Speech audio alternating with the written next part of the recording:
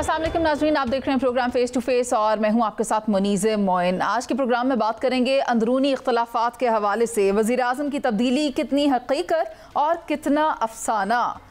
Trump Putin मुलाकात, क्या मोदी और ट्रंप की सुलह होने वाली है? गजा पर इसराइली कब्जे का प्लान, इसराइल को लेने के देने पड़ गए। इसी पर बात करेंगे। सबसे पहले मैं आपको तारुफ करवाती चलूँ। पैनल में मेरे साथ मौजूद हैं ब्यूरो चीफ पंजाब शहजाद हुसैन भट्ट साहब, उनके साथ तशरीफ़ रखते हैं सलमान आबिद साहब, सीनियर तज्ज़ियाकार हैं, सहाफ़ी हैं।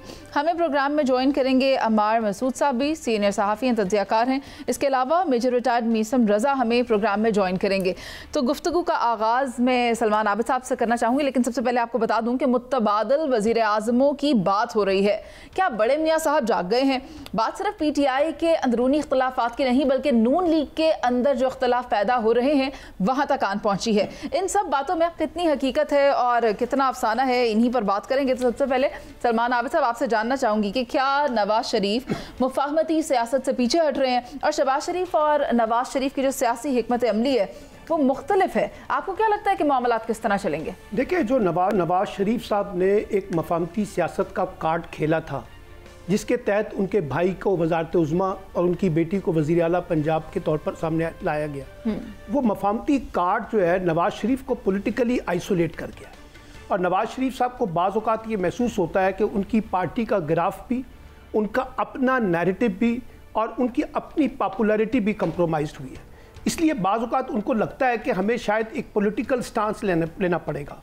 और वो बार बार उनके जहन में ये बात आती है और हमारे बहुत से जर्नलिस्ट हजरात जो है वो इस बात की पेशगोई भी करते हुए नज़र आते हैं कि नवाज शरीफ साहब एक मज़ाहमत का कार्ड खेलना चाहते हैं और एक नई पॉलिटिक्स को शुरू करना चाहते हैं। ये बातें अपनी जगह हो सकता है दुरुस्त हों, लेकिन अगर ऐसा है तो नवाज शरीफ साहब काफ़ी देर कर चुके हैं, क्योंकि जितना उनको डैमेज हुआ है ना इस पूरे 2024 के इलेक्शन के बाद, वो शायद उनको अंदाज़ा नहीं है कि उनकी पार्टी कहाँ खड़ी है। आप उनके अरकाने असम्बली से बात करें तो वो ये कहते हैं कि हमें इतने क्लोज कर दिया गया है कि पार्टी का पॉलिटिकल नैरेटिव जो है ना वो बिल्कुल नहीं होने के बराबर है। और लोग बाकायदा उनको चैलेंज करते हैं, उन पर तनकीद करते हैं। तो मैं समझता हूँ कि अगर नवाज शरीफ ऐसा सोच रहे हैं तो हो सकता है कि वो ऐसा सोच रहे हों, लेकिन मसला ये है कि वो बहुत सी चीज़ों के अंदर देर भी कर चुके हैं।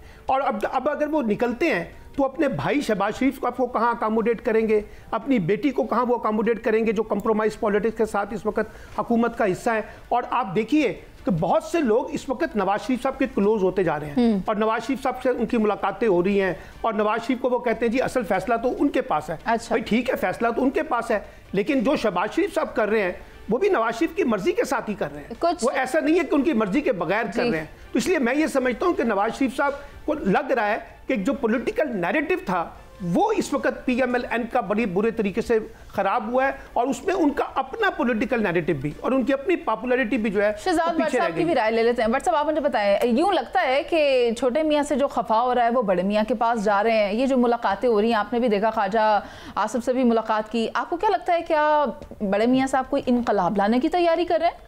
नहीं, काबिल एहतराम मुनीज़े, कोई इनकलाब नहीं। और जो भाई ने भी फरमाया कि एक दूसरे को अकोमोडेट की बात कर रहे हैं, बिल्कुल नहीं।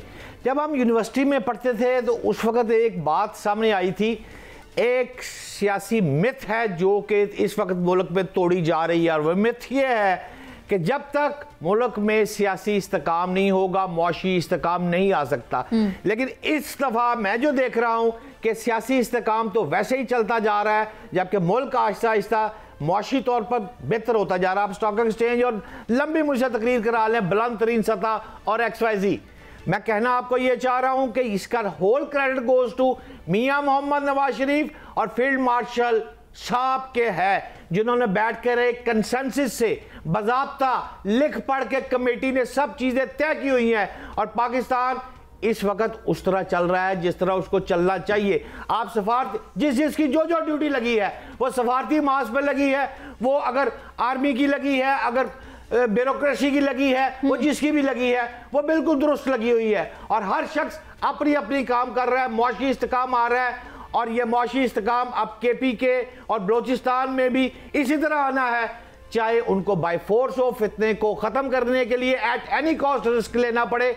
तमाम वो जो तय हुई है चीज़ें कि पाकिस्तान की उड़ान कैसे होनी है वैसे ही हो रहा है। अच्छा। आप देखिए पंजाब में भी ठीक कह रहे हैं कि मुस्लिम लीग नून के अफराद कुछ नहीं है मुनासिब, भाई नहीं मान रही मरियम नवाज किसी की बात, नहीं मान रहा नवाज शरीफ।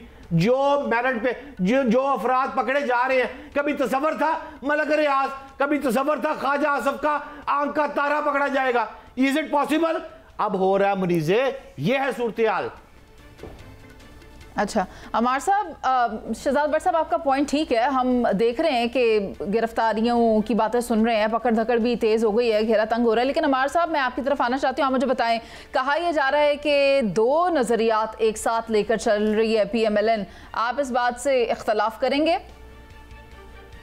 देखिए नज़रियात तो दो हैं, लेकिन आपने जिस सवाल से इब्तदा की है इस प्रोग्राम की कि शहबाज शरीफ साहब को नवाज शरीफ साहब हटाना चाहते हैं, ये अजीबो गरीब मफरूजे पर मबनी सवाल है जिसका हकीकत से कोई ताल्लुक नहीं है। अब उस मफरूजे के ऊपर जो हकीकत से जिसका कोई ताल्लुक नहीं है उसके ऊपर तबसरा करके सूरत हाल को ज्यादा कॉम्प्लेक्स करने वाली बात है। जहां तक ये उसी तरह की बात है जैसे अभी पिछले दिनों सदर मुमलिकत के हवाले से इस तरह की अफवाहें आना शुरू हो गई थी कि सदर मुमलिकत जा रहे हैं, उनको निकाला जा रहा है, कोई और सदर मुमलिकत बनना चाह रहा है।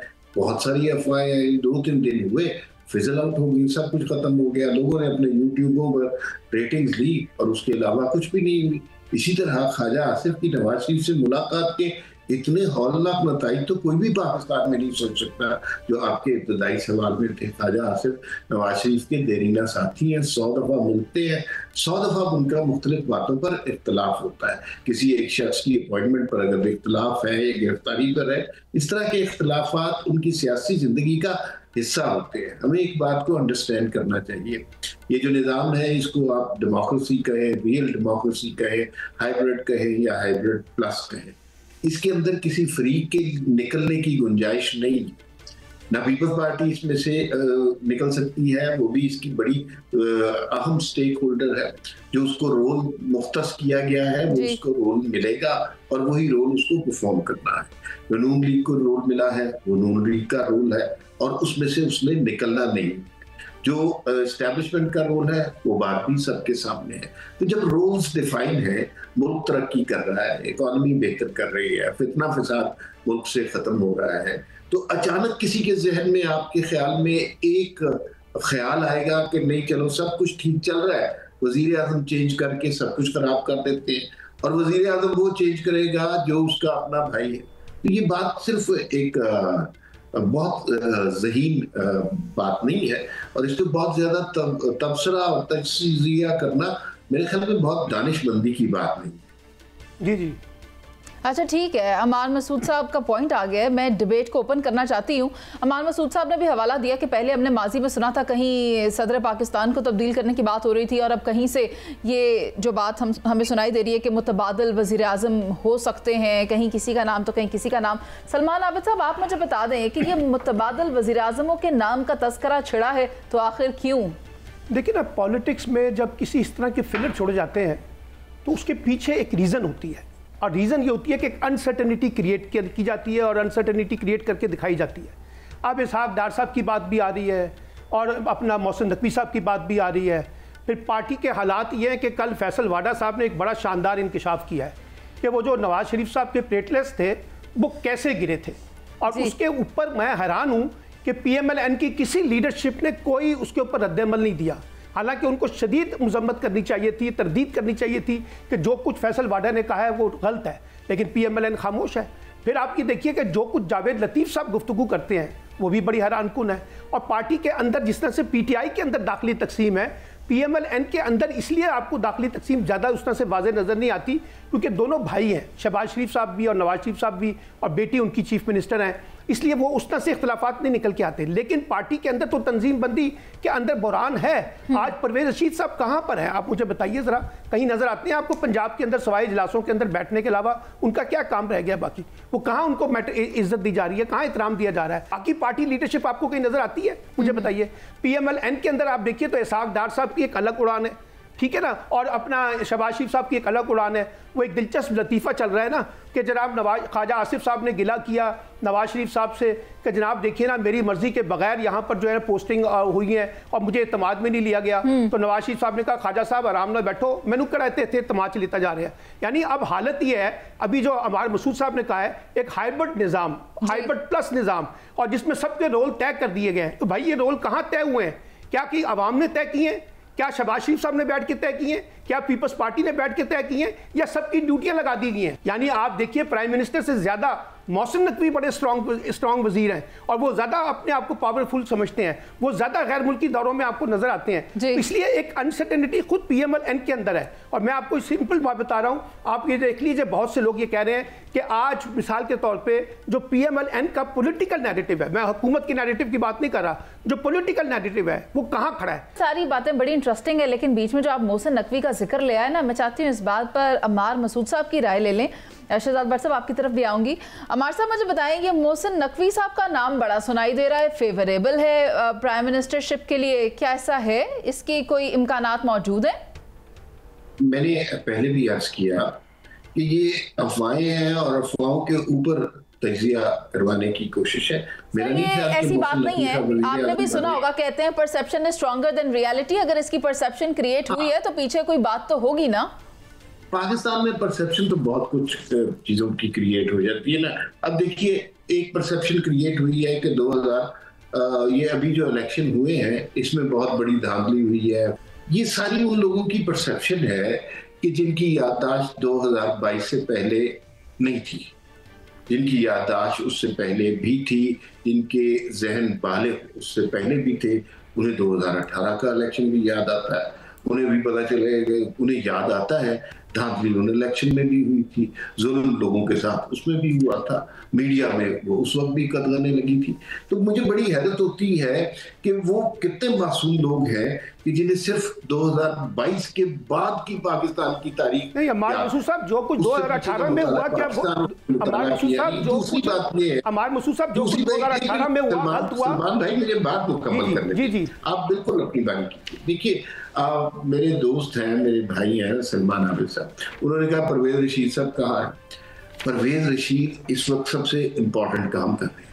अब असल में अधूरी नॉलेज जो है ना वो बड़ी खतरनाक, आधी आधी बातें करके हम लोगों को जज्बाती तो कर सकते हैं, समझाया नहीं सकते। मेरी खुद उनसे बहुत करीबी मुलाकात है, मैं उनका बहुत एहतराम करता हूँ, पॉलिटिकल वर्कर उनसे शानदार पाकिस्तान में कोई नहीं है।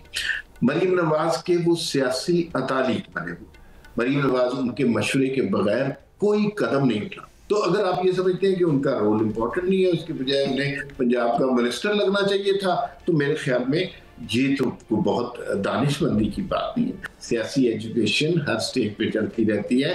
बिलावल भुट्टो के जो अतालीक हैं वो भी बड़े ज़हीन हैं। अब मसला ये है कि इमरान खान के जो अतालीक थे वो इस वक्त कोई बहुत ज्यादा उनका जिक्र नहीं होता। परवेज रशीद साहब पे क्यों एतराज कर रहे हैं? वो बहुत आला किस्म के सियासी कारकुन है। और दूसरा ये कि सियासी रोल तय कर दिए गए, सियासी रोल तो पहले तय किए गए थे।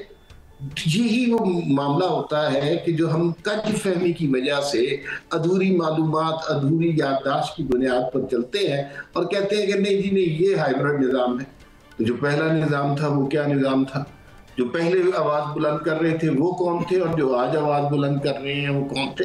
मैं आपको बताऊं, देखिए, आप कल परसों का बयान देखिए कि 14 अगस्त नहीं मनानी, किसी तकरीब में नहीं जाए। भाई ये नहीं होता, ये नहीं हुआ। और अगर ये होगा, आप रियासत से टकराएंगे तो रियासत से आप नहीं टकरा सकते। जी ठीक है। दुनिया में कोई इस तरह की तंजीम जमात रियासत से नहीं टकरा सकती। ये बात समझनी चाहिए। बाकी सारे लोगों को नहीं समझेंगे तो फिर मामला खराब। अम्मार साहब हम तो कहते हैं जो अगर अभी तक समझ नहीं आई तो फिर कब समझ आएगी? सलमान साहब कुछ ऐड करना चाह रहे हैं। अगर अम्मार मसूद साहब 2018 में गलत हुआ तो क्या वो 2024 का जो गलत है उसको आप जस्टिफाई कर रहे हैं? यानी अगर 2018 में गलत हो रहा था तो 2024 में भी होना चाहिए था।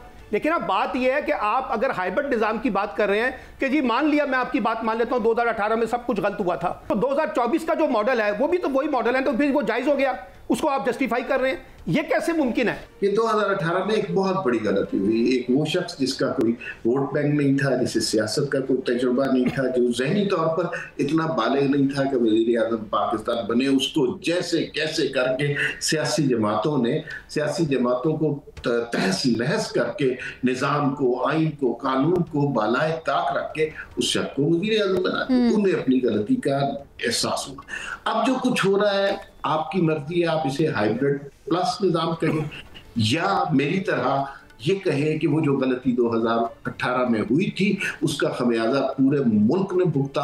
अब सारे स्टेक होल्डर, जिसमें एस्टेब्लिशमेंट भी है, इसमें मुस्लिम लीग नून भी है, पीपल्स पार्टी भी है, ब्यूरोक्रेसी भी है, जुडिशरी भी, सारे मिलकर उस भयानक गलती को रेक्टिफाई कर रहे हैं, उसकी दुरुस्तगी कर रहे हैं, मुल्क की तरफ, सालियत की तरफ, मईशत की तरफ तवज्जो। अच्छा, कह रहे हैं अमार साहब, यही बात असल में सारी प्रोग्राम की जो क्रक्स है, अगर आप उसको लेके आए तो यही बात मैं भी कहना चाहता हूं जो आप फरमा रहे हैं कि सब इकट्ठे होकर कर रहे हैं। हम परवेज रशीद पर फंस गए हैं, लेकिन जो आपका सवाल है वो सिर्फ उसका जवाब 3 लाइनों में है। जी सर। आप देखें उमर अयूब को अपोजिशन लीडर के ओहदे से, जरताज गुल को देखे, अहमद चट्टा को देखे, डिप्टी जो पार्लिमानी लीडर है उसको हटाया जा रहा है, चैम्बर खत्म हो गया। ओ भाई, ये हो क्या रहा है? क्यों हो रहा है? ये इसलिए हो रहा है कि पाकिस्तान अब एक सिमत की तरफ जाएगा और जो भी फितरा पाकिस्तान में करेगा उसको पाबंद सलासिल किया जाएगा, और जो पाबंद सलासिल है उनको पाबंद सलासिल ही रखा जाएगा। और आखिरी फिक्रा मुझसे एक ले ले मुनीज़े, वो ये है कि ये जो 14 अगस्त की बात कर रहे हैं ना आप, 14 अगस्त को ये रैलियां निकलेंगी पीटीआई की, बड़े जोशो खरोश से निकलेंगी और फुटेजें बनवाएंगी, क्योंकि लोगों का जम्मे कफीर उस दिन सड़कों पर होता है। हाँ जी। वो फुटेजें बनाकर झंडे 4 खड़े करके 400 बंदा आप ले आई और झंडे मैंने खड़े करके फोटो बनवाकर मैंने जाकर खान को कह दिया, खान जी पंजाब में सब कुछ हो रहा है और पीटीआई बहुत ताकतवर है। ये है और क्या है मुनीज़? अच्छा, छोटी सा मैं जुमला कहना चाहता हूँ। अमार मसूद साहब ने ये तो कह दिया कि 2018 में एक सियासी नाबालिग को जिस तरह से वजीर आज़म बनाया गया, ये जो सियासी बालिग जो है 2024 में वजीर आज़म बने हैं वो कौन से अवाम के मुंतखब वोटों से बनकर आए हैं? इस पर भी कुछ रोशनी डालिए ना, वो कैसे वजीर आज़म बन गए? सलमान साहब, अब तो हम नए कायदे हिज़्ब इख्तिलाफ के मौजू पर आ गए हैं, इसलिए मैं चाहूंगी जो शहजाद भट्ट साहब बात कर रहे हैं ना कि 14 अगस्त को पाकिस्तान तहरीक इंसाफ एक पावर शो करने जा रही है, और वही बात ये तो हर 14 अगस्त को होता है, हर पाकिस्तानी वतन से मोहब्बत का इजहार करने झंडा लेकर बाहर निकलता है। तो फिर अगर इसको आप ये रंग देना चाहें कि पाकिस्तान तहरीक इंसाफ की तरफ से किया जा रहा है तो ठीक है, आप उसे कैश करना चाहते हैं तो आप कर लें, but we all know what's the reality. अभी प्रोग्राम में ब्रेक शामिल करते हैं और जिसके बाद वापस आएंगे और बात करेंगे कि क्या भारत और अमरीका किसी गैर एलानिया जंग का आगाज कर रहे हैं। कहीं मत जाइएगा, हमारे साथ ही रहिएगा। Welcome back. क्या भारत खित्ते में आइसोलेट हो रहा है? ब्लूमबर्ग की रिपोर्ट के बाद न्यूयॉर्क टाइम्स की रिपोर्ट सामने आई है जिसमें हकाइक सामने आ रहे हैं। 50% टैरिफ के फैसले भारतीय मईशत पर असरात नजर आने लगे हैं। अमरीकी कंपनियों ने भारत से ऑर्डर रोक दिए हैं, लेकिन मोदी अब तक अपनी अकड़ दिखा रहे हैं। रूसी सदर पुतिन और अमरीकी सदर डोनाल्ड ट्रंप की अलास्का में मुलाकात, यूक्रेन जंग के हवाले से अहम फैसले मुतवक्के। क्या रूस और अमरीका के दरमियान मामलात ठीक हुए तो अमरीका और भारत के दरमियान भी तजारती जंग खत्म हो जाएगी, या फिर सफारती पॉलिसी आज़ादाना होगी और भारत पर टैरिफ से पाकिस्तान के पास अमरीका कितनी बड़ी मार्केट हो सकती है?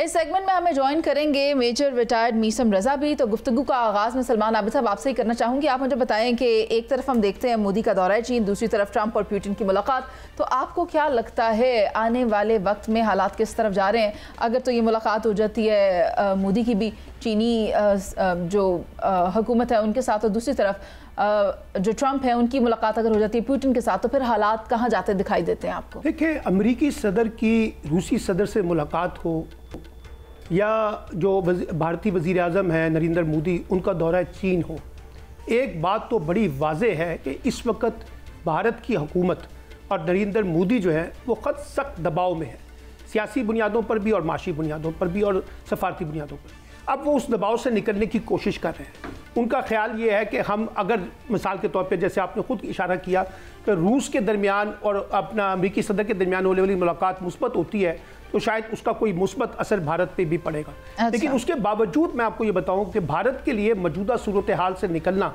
इतना आसान काम नहीं है। क्योंकि जो उसने एडवेंचर किया, जो उसने सियासी मुहिम जोई की, और जिस तरह से भारत ने इस वक्त अपनी सरपरस्ती जो है अमेरिका ने भारत से उठाई है, और जिस किस्म की बयानबाजी जो है अमेरिका की जानिब से भारत की तरफ हो रही है, उससे भारत की शदीद मुश्किलात में इजाफा हो रहा है। और उनकी दाखिली सियासत के मसाइल भी बढ़ गए हैं नरेंद्र मोदी के, और वो पॉलिटिकली भी आइसोलेट होते जा रहे हैं, क्योंकि उनके मुखालफिन जो हैं वो उनके ऊपर काफ़ी हावी हो गए हैं। तो इसलिए मैं ये समझता हूँ कि एक तो चीज़ ये है कि जो पाबंदियां हैं वो टैरिफ की, वो तो आने वाले दिनों में पता चलेगा कि इसका क्या शक्ल इख्तियार करती है इन मुलाकातों के बाद। लेकिन एक चीज़ ये है कि भारत जो है उसके लिए दोबारा अपने लिए वो स्पेस गेन करना मुश्किल हो गया है, जो स्पेस उसकी पाकिस्तान के साथ जंग से पहले की थी। वो पॉलिटिकल स्पेस अब उसके पास नहीं है, डोमेस्टिक पॉलिटिक्स में भी नहीं है और इंटरनेशनल और रीजनल पॉलिटिक्स में भी नहीं है। सबको एहसास हुआ है कि पाकिस्तान ने अपनी बर्तरी हर महाज पे साबित की है, और पाकिस्तान इस वक्त एक बड़े फरीक के तौर पर सामने आया है, जिसकी पजीराई इंटरनेशनल पॉलिटिक्स में भी हो रही है, रीजनल पॉलिटिक्स में भी हो रही है, और डोमेस्टिक पॉलिटिक्स में भी हो रही है। तो मैं ये समझता हूँ कि भारत ने जो गलती की है उसका खमियाजा तो उसको भुगतना पड़ रहा है। अब वो दौरा चीन से जरा उसका ज़ाला करना चाहता है, या रूस के सदर के ऊपर उम्मीद रख के बैठा हुआ है अमेरिका की उसके सदर की मुलाकात से, तो ये उसकी अपना खामख्याली है। अभी इतनी जल्दी भारत इस पूरे जो क्राइसिस से आसानी से बाहर नहीं निकल सके। इकोनॉमिक क्राइसिस का भी सामना करना पड़ रहा है इंडिया को जब से उसके ऊपर ये टैरिफ इंक्रीज हुए हैं। शहजाद भट्ट साहब, आप मुझे ये बताएं, क्या मोदी की जान नहीं छूटनी? यूं लगता है कि रातों की नींद उड़ गई है उसकी। देखें काबिल एहतराम मुनीज़े, अगर हम बात करें ना, सबसे पहले गौर कर लें कि इस वक्त मोदी की हालत क्या है, और पाकिस्तान दूसरा फील्ड मार्शल का दौरा, फिर अमेरिका। पहले भी उन्होंने बात की कि ये फील्ड मार्शल साहब के मुतल्लिक़ कि ईरान से ज़्यादा पाकिस्तान का फील्ड मार्शल जो है वो हमसे ज़्यादा ईरान को जानता है। ये क्रेडिट दे रहे हैं फील्ड मार्शल पाकिस्तानी को, और इस दौरे में अब वो ये कहेंगे कि मोदी मशरक़ वस्ता, ये खित्ता, ये शख्स जानता है जिसका नाम सैयद आसिम मुनीर है। और ये जो इज़्ज़त अल्लाह पाक हमें दे रहा है, ये सब का कंसेंसस है। जैसे अभी बात कर रहे थे अम्मार मसूद के एक बैठकर प्लान हुआ है, सब ने कंसेंसस की है, सबकी ड्यूटियां लगी हैं। बिलावल भुट्टो गया, उसके बाद इसहाक डार गया, उसके बाद सब जाके अपना अपना हिस्सा डाल रहे हैं। इसलिए ये दूसरी दफ़ा मुलाकात हो रही है। मैं समझता हूं कि अगर इसको सिर्फ ट्रंप को गौर किया जाए, ट्रंप के ऊपर थोड़ी सी लाओबाली या अनइवन आदमी कहा जाए, लेकिन इसके बावजूद दुनिया भर में 5 इस वक्त जो चीज़ें चल रही हैं, लड़ाइयाँ चल रही हैं, पाक भारत जंगबंदी, the credit goes to Trump. दूसरी कंबोडिया थाईलैंड की जंगबंदी भी उसने करवाई। तीसरी आज़रबाईजान और अब आर्मीनिया में मुआहदा भी उसी ने करवाया है। ईरान इसराइल का चौथा भी करवाया है, रशिया के साथ जाकर वो जिस तरह बात कर रहा है। और यार 7000 फौजी जो है वो रोजाना की बुनियाद पर रशिया में मारे जा रहे हैं आज़रबाईजान के साथ लड़ाई में।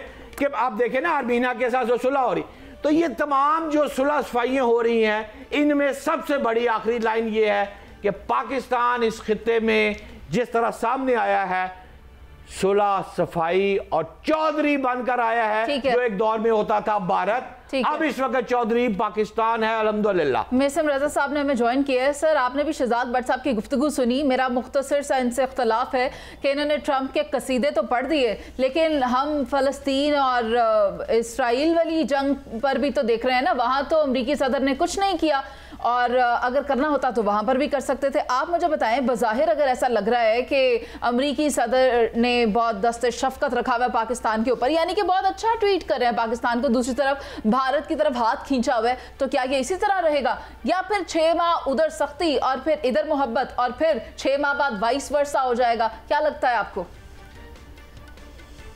बिस्मिल्लाहिर्रहमानिर्रहीम। बहुत शुक्रिया, आपने बड़े इस अहम मौजू पे मुझे बोलने का मौका दिया है। देखिए, एक बात इंतहाई जरूरी हमें समझने की ये है कि जो इंटरनेशनल एस्टेब्लिशमेंट होती है, जो सुपर पावर्स होती हैं, ये किसी के सज्जन और दुश्मन नहीं होते। अब आ जाए कि जो प्रेसिडेंट ट्रंप साहब का जो रोल है, और क्या उन्होंने गजा में वो रोल प्ले किया है? बिल्कुल नहीं किया। बात यह है कि आप अमन की जब बात करते हैं, जो पाकिस्तान और इंडिया की जंग के बीच में जो अमन की बात करते हैं, मैं समझता हूं यहां आके उन्होंने हिंदुस्तान को सपोर्ट किया। जंग बनने के लिए। उस वक्त पाकिस्तान कंप्लीटली जो है एयर सुपीरियरिटी हासिल कर चुका हुआ था। 3 दिन से इंडिया का कोई जहाज, मैं समझा आप कता कलामी की माजरत, हम इस पर अगले सेगमेंट में बात कर लेंगे, लेकिन अभी के लिए मैं चाहूँगी आप मुझे बताएं कि ये जो भारत के ऊपर टैरिफ आयद हुआ है उससे पाकिस्तान इस मार्केट में अपनी जगह मजीद किस तरह बेहतर कर सकता है अमेरिका के साथ ट्रेड में? देखिए, पोस्ट इंडो पाक वार के बाद पाकिस्तान का सिनेरियो जो है वो डिप्लोमेटिकली, जियोग्राफिकली, डिफेंस कैपेबिलिटी के हिसाब से, जियोपॉलिटिक्स के हिसाब से बिल्कुल स्ट्रक्चर चेंज हो चुका हुआ है। वो जो बुजुर्गवार हमारे कहते थे कि एक वक्त आएगा कि पाकिस्तान की हाँ में दुनिया की हाँ होगी और पाकिस्तान की ना में दुनिया की ना होगी, सुम अल्हम्दुलिल्लाह कि वो वक्त अब हम देख रहे हैं। जो टैरिफ इंडिया के ऊपर 50% का किया है, इसके पीछे पाकिस्तान की वो बड़ी कामयाब डिप्लोमेसी है जो पोस्ट वॉर पाकिस्तान ने प्ले की है। और इस वक्त रशिया का पाकिस्तान के अंदर आके और स्टील मिल को रिवाइव करना, चाइना का पाकिस्तान के साथ आगे F-35 प्रोग्राम को प्रोलॉन्ग करना, कंटिन्यू करना, और जहां ये इंपॉर्टेंट है कि ट्रंप ने 50% इंडिया के ऊपर टैरिफ लगाया है, वहां ये उससे ज्यादा इंपॉर्टेंट ये है कि हमारा जो टैरिफ है वो उन्होंने ऑलमोस्ट 50% और कम कर दी। अब ये दोनों चीजें जो हैं इनको देखने की जरूरत है इस हिस्से की बॉर्डर पॉलिसी और बॉर्डर पॉलिटिक्स के हिसाब से। ये बात अमेरिका को अब बड़ा वाज़ेह तौर पे समझ आ गई है कि जो रोल, नेगेटिव रोल जो भारत ने अपनी डर्टी पॉलिटिक्स के जरिए पूरे रीजन में खेला है, जिस तरह हर 2 मुल्कों को लड़वाने की कोशिश की है उसने, और जो बदअमनी का उसने नेबरहुड का फैलाव किया हुआ है, चाहे वो इंडिया नेपाल हो, चाहे इंडिया श्रीलंका हो, चाहे इंडिया पाकिस्तान हो, इंडिया चाइना हो, इंडिया बांग्लादेश हो, इंडिया भूटान हो, तो अब उनको समझ आ गया कि इंडिया किस तरह अमेरिका के साथ जो की तरह जुड़ के सारा कारोबार एक्सपोर्ट सारी करके और डॉलर उनके अंदर ला के मेसन साहब, मुझे अमार मसूद साहब को भी शामिल गुफ्तगू करना है। अमार साहब, ताखीर के लिए माजरत चाहती हूँ, लेकिन आपसे जानना चाहूंगी कि आप किस तरह से देख रहे हैं इन हालात को, जो अभी ये जो दौरे एक्सपेक्टेड है, इनको आप किस तरह से इवैल्यूएट कर रहे हैं? अच्छा, 2-3 जो पिछले इस सेगमेंट में गुफ्तगू हुई उस पर बात करना बहुत जरूरी है। पहली बात तो ये है कि जो अनप्रेसिडेंट किस्म का विजिट था फील्ड मार्शल साहब का, उसकी पहले कभी मिसाल नहीं मिलती। जितनी इज्जत, एहतराम, तकरीम उन्हें मिली वो बड़ी अच्छी बात है। अभी जो विजिट हो रहा है ये जनरल कुरेला की रिटायरमेंट के हवाले से हो रहा है। मैंने अभी तक इसमें कोई डोनाल्ड ट्रंप के साथ मुलाकात का नहीं सुना, हो सकता है कोई इस तरह की चीज़ हो। दूसरी बात यह है कि खित्ते में बहुत सारी तब्दीलियां हो रही हैं, दुनिया में बहुत सारी तब्दीलियां हो रही हैं। अमेरिका का जो रोल इजराइल और फ़लस्तीन के दरमियान है वो रोल कभी भी अप्रिशिएट नहीं किया जा सकता। फ़लस्तीनियों के ऊपर जो मज़ालिम इसराइल कर रहा है उससे ज़्यादा जुल्म की इबरतनाक मिसाल नहीं हो सकती। लेकिन चूंकि ये सुपर पावर है, इसके रोल को मुख्तलिफ एंगल से, कॉनोटेशन से और शेड्स के साथ देखना चाहिए। उसी अमेरिका का पाकिस्तान भारत में की जंग के दरमियान जो रोल है और पोस्ट वॉर जो रोल है वो बहुत ही कमेंडेबल है। पाकिस्तान ने जब डोनाल्ड ट्रंप को नोबेल प्राइज के लिए नॉमिनेट किया तो वो उस रोल के मुताबिक है जो डोनाल्ड ट्रंप ने पाकिस्तान और इंडिया की जंग के दरमियान प्ले किया। वो कतन उस रोल के मुताबिक नहीं है कि जो इजराइल और पैलेस्टीन के दरमियान जो कुछ होता है। भारत की सिचुएशन, सूरत हाल खतरनाक है। भारत को मेरे ख्याल में 4 महाजों पर शिकस्त हुई है। पहले उन्हें बनियानुल मरसूस में अस्करी महाज पर शिकस्त हुई है और इबरतनाक शिकस्त हुई है। सारी दुनिया इस बात को तस्लीम कर रही है, सिवाय मोदी हुकूमत के। वो अभी भी भारत में ये मसाला बेचने की कोशिश कर रहे हैं कि जंग उन्होंने जीती है। दूसरी बड़ी शिकस्त भारत को सफारती महाज पे हुई है और हमें इसमें बिलावल भुट्टो को, इसमें हमें इसहाक डार को पूरा क्रेडिट देना चाहिए कि इन्होंने पाकिस्तान का केस दुनिया के सामने जिस तरह प्लीड किया वो बड़ी ही काबिल इज्जत बात है। इसके अलावा भारत को सियासी मैदान पे शिकस्त हुई है कि जिस तरह मोदी हुकूमत के साथ जो कुछ हो रहा है और कांग्रेस कर रही है, जिस तरह वो हर दूसरे दिन आके लोकसभा में ये सवाल करते हैं कि मोदी जी ये बता दीजिए कितने तैयारे मारे गए, तो फिर उनके पास जवाब कोई नहीं होता। और आखिरी शिकस्त जो है वो भारत को तिजारती बहास पर हुई है, जहां पर वो एक ज़माने में मईशत का सबसे बड़ा चैंपियन था। इनक्रेडिबल इंडिया, शाइनिंग इंडिया के नारे लगा करते थे। अब जो टैरिफ उनके ऊपर आयद हो गया है और भारत की गलत पॉलिसियों की वजह से आयद हो रहा है, उससे भारत के जीडीपी में 6 से 7% कमी की बात हो रही है। 6 से 7% जीडीपी का मतलब है कि बेरोजगारी बढ़ेगी, गुर्बत बढ़ेगी, इंटरनेशनल कंपनीज भी उनके साथ मामलात नहीं बढ़ाना चाहती आगे। जी, I couldn't hear you sir. मैं कह रही हूँ कि जो इंटरनेशनल कंपनीज हैं वो भी उनके साथ अपने ट्रेड के मामलात आगे नहीं बढ़ाना चाहती। देखिए, बात यह है कि हाथी के पाँव में सबका पाँव। जिस तरह अमेरिका जिस तरफ जाएगा, बहुत सारी दुनिया की मल्टीनेशनल उसी तरफ जा रही होती है। मोदी साहब ने एक बड़ी अजीब सी हरकत की कि उन्हें अचानक चाइना का अपना विजिट रख लिया। चाइना जिसके साथ पाकिस्तान की दोस्ती, जिसके बारे में कहा जाता है कि हिमालय से ऊंची और समंदरों से गहरी है, 7 साल से किसी अच्छे डेलीगेशन ने तबादला नहीं हुआ भारत का और चाइना का। लेकिन चूंकि इस वक्त उन्हें कुछ समझ नहीं आ रही, तो वो चाइना जाकर उस ट्रस्ट जो इकोनॉमिक डेफिसिट है उसे कवर करना चाहते हैं। लेकिन मोदी हुकूमत को ये पता होना चाहिए बहुत देर हो चुकी है। बनियान मरसूस में जो कामयाबी हासिल हुई है, उसके बाद पाकिस्तान का झंडा भारत से बहुत ऊंचा है। बहुत शुक्रिया आपका अमान मसूद साहब कि आपने हमें वक्त, और बाकी मैं तमाम पैनलिस्ट से गुजारिश करूंगी आप साथ ही रहिए। अभी हम एक ब्रेक पर चलते हैं, वापस आएंगे और फिर बात करेंगे गजा की ताज़ा तरीन सूरत हाल पर। इसराइल के अपने अंदर से इसराइल के खिलाफ ही आवाज़ें उठ रही हैं कि इसराइल की जानिब से जो जुल्म बर्बरियत बर्पा किया गया है गज़ा में, वो किसी तौर पर कबूल नहीं है। अब तो दुनिया से कई ममालिक इसके खिलाफ अपनी आवाज़ें बुलंद कर रहे हैं। इसराइली काबीना ने गज़ा पर कब्ज़े की मंजूरी दे दी है। खुद इसराइली अवाम इस कब्ज़े की मंजूरी पर एहतजाज कर रही है। मंजूरी के बाद यूरोप समेत दुनिया भर से मज़म्मती बयानात आ रहे हैं कि क्या इसराइल के 5 निकाती प्लान से गज़ा पर कब्ज़ा किया जा सकता है, और क्या मुस्लिम ममालिक सिर्फ बयानात की हद तक ही महदूद दिखाई देंगे। क्या कहते हैं आप सलमान आबिद साहब? देखिए, बात यह है कि जो कुछ इस वक्त इसराइल और गज़ा के कॉन्टेक्स्ट में या फ़लस्तीन के कॉन्टेक्स्ट में हुआ है, उसकी तो बतौर इंसान, मुसलमान नहीं, बतौर इंसान कोई उसकी हिमायत नहीं कर सकता। जो कुछ वहाँ पे गज़ा में बर्बरियत हुई, बच्चों के साथ, औरतों के साथ, बूढ़ों के साथ, बल्कि यहाँ तक के जो जंगी कवानीन हैं उनका भी संगीन मजाक उड़ाया गया। लेकिन मसला ये है कि अमेरिका जो ताकत में है, जो उसकी सरपरस्ती करता है, उसकी असल में मजम्मत होनी चाहिए ना। उसको तो हम नोबेल पीस प्राइज़ के देने की बातें कर रहे हैं। यानी इसराइल ने जो कुछ किया है वो किसके इशारे पे किया है, किसकी ताकत के पीछे किया है? अमेरिका उसके पीछे है। और आज भी डोनाल्ड ट्रंप जो है किसी भी जगह पर इसराइल की मजम्मत करने के लिए तो तैयार नहीं है, गज़ा के लोगों की बात तो करने के लिए तैयार नहीं है। और ये इब्राहिमी माहिदा अचानक कहाँ से आ गया, और कहाँ से कहा जा रहा है कि जनाब 4-5 जो खलीजी ममालिक हैं वो उसकी निगरानी करेंगे और मुसलमानों को ममालिक पे भी दबाव है। कल ट्रंप ने कहा है कि जनाब इसराइल की हैसियत को तस्लीम किया जाए।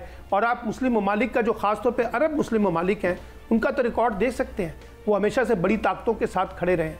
इसलिए वहाँ मजम्मती बयानात तो जारी हो सकते हैं, करारदादें तो पास हो सकती हैं, लेकिन अमली इक़दाम आपको उस तरह से नहीं देखने पड़ेंगे। इसीलिए मुझे लगता है कि जो गज़ा का जो मामला है वो अमेरिका की सरपरस्ती में कहीं दब जाएगा।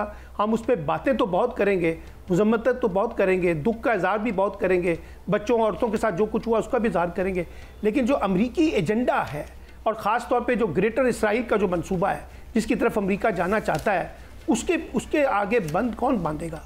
कौन से मुस्लिम ममालिक उसमें स्टांस लेंगे, कौन से यूरोपियन कंट्रीज़ उसमें स्टांस लेंगे?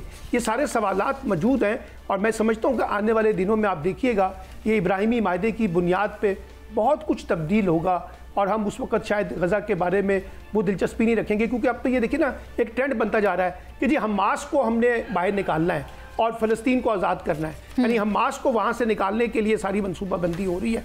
अब हमास निकलता है नहीं निकलता, उसकी इम्प्लीकेशन क्या होती हैं और उस पर फिर बाकी मुस्लिम ममालिक क्या स्टांस लेते हैं। तो मेरे नज़दीक तो अभी आने वाले दिनों में, जो अगले 2-4 हफ्तों में आप देखिएगा कि बहुत बड़े फैसले इसराइल के तनाजुर में, हमास के तनाजुर में, फ़लस्तीन के तनाजुर में और अमेरिका के तनाजुर में होंगे और देखना होगा कि मुस्लिम दुनिया वहाँ कहाँ खड़ी होती है। वसीम साहब, आपने स्टेटमेंट सुनी है अमेरिका के नायब सदर जेडी वेंस की? वो कहते हैं कि फ़लस्तीन को रियासत तस्लीम करने का कोई मंसूबा नहीं है। उस स्टेटमेंट के ऊपर कोई हैरत का इजहार नहीं है मेरी तरफ से। मगर उससे ज्यादा इम्पोर्टेंट वो स्टेटमेंट है जो वेस्ट से आवाजें उठना शुरू हो गई हैं, बिल्कुल, कि हम फलस्तीन को एज अ स्टेट एक्सेप्ट करते हैं। So this is more important for me.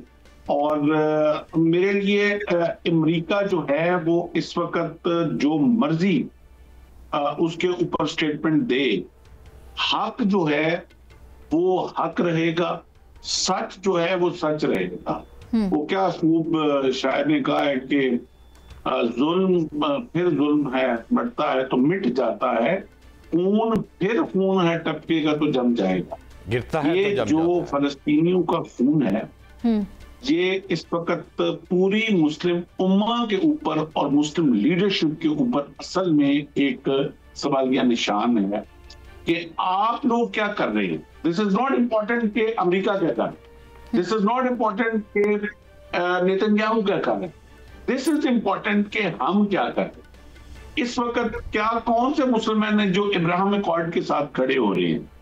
क्या इब्राहिम अकॉर्ड, किस लिए इब्राहिम अकॉर्ड? भाई वो फलस्तीनियों का जो अपना मुल्क है वो किधर गया?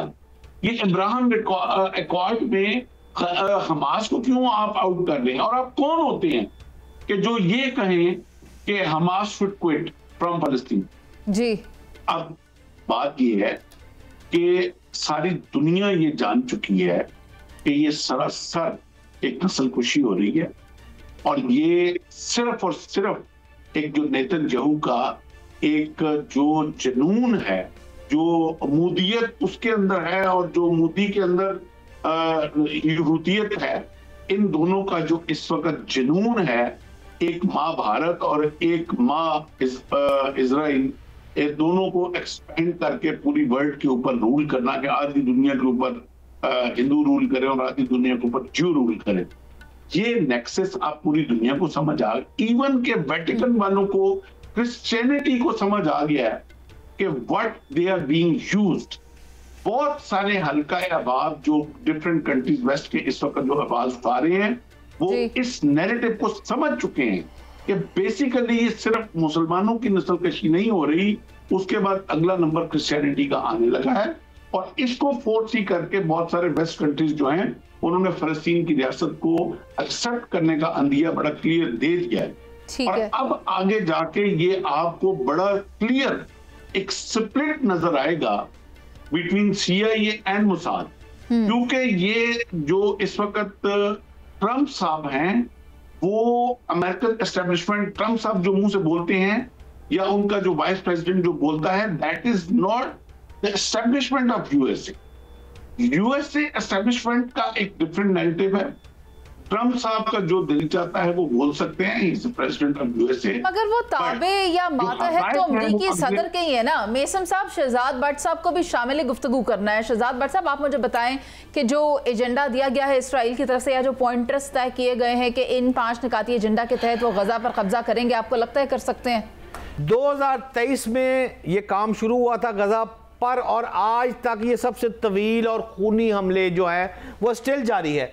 लेकिन अब क्या है? अब ये है कि नेतन्याहू की जो कबीना है, उसकी अपनी कबीना जिसने तजवीज़ दी कि जनाब मंजूरी दी कि हम इस पर काबज हो जाए, उसकी मुखालफत है कि हम तो मुसलमान हैं, हमें तो मुखालफत करनी है, हमें तो जुल्म पर एहतजाज करना है, हम कर भी रहे हैं, बैसियत कौम भी कर रहे हैं, हमारे प्राइम मिनिस्टर, हमारे फील्ड मार्शल भी एहतजाज रिकॉर्ड करा रहे हैं। लेकिन इसके बावजूद अगर आप गौर करेंगी तो इस वक्त ऑस्ट्रेलिया, जर्मनी, इटली, न्यूजीलैंड, बरतानिया, ये सारे मुल्क कौन है?